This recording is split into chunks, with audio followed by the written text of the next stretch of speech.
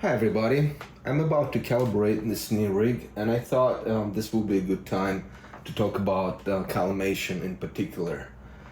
When we scan a lot of stuff that's usually half the size or smaller than the size of the whole rig, let's say if it's a shoe or something small like that, usually we don't care how exactly our lights are pointing. So we do specify light positions, but each light actually we can move it around, and as you can see here, especially when we look at a white paper, then at the center and for the most part it's going to stay pretty much flat, but towards the edges it will begin to fall off, and then it would disappear.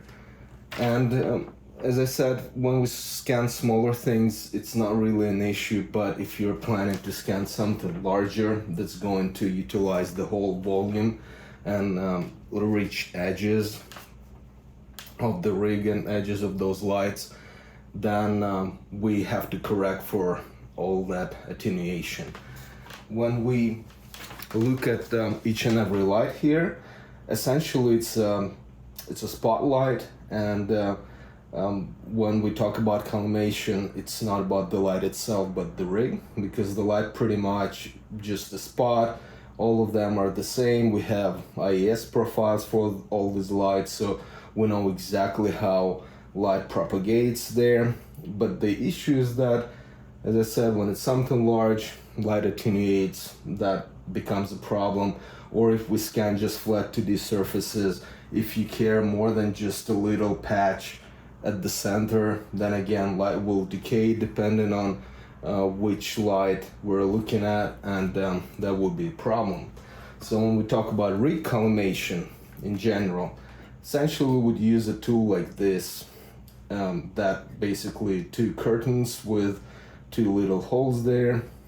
We would put it on a light this way, and essentially when light turns on and we point this light at a mirror ball, or you can just look at it with your eyes, but usually mirror ball is the easiest way to go about it.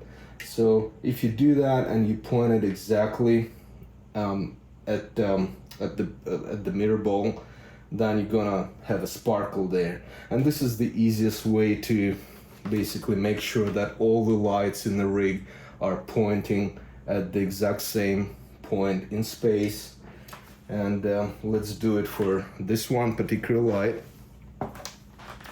As you can see, I can just move around, and when you look at it this way, it's really hard to tell, which way it's pointing. So let's put it on. Let me make sure that, yeah, we can see everything. And as I move around, it might be hard to see on the video, but I can also see like a little tiny bright spot there. So that gives me a clue that, okay, there you go, I can point it at that mirror ball. And I can also see like, okay, there is some shadow there right in the middle. And now if I just move it on and off, you would see it would just sparkle. So when it aligns, then we know exactly that it's pointing at that particular point in space relative to the rig. And this is pretty much it. We're gonna do it for all the lights this way, lock the light and do it for all of them, then put the filters on, and that's pretty much it. Then the only thing we have to do in software is to basically specify the difference, the distance from the center of the rig or the central camera to that point in space. I'm going to measure that, and that's about it. There are other ways to calibrate it, but this is the easiest and the most efficient way probably, so that's it. It's pretty simple.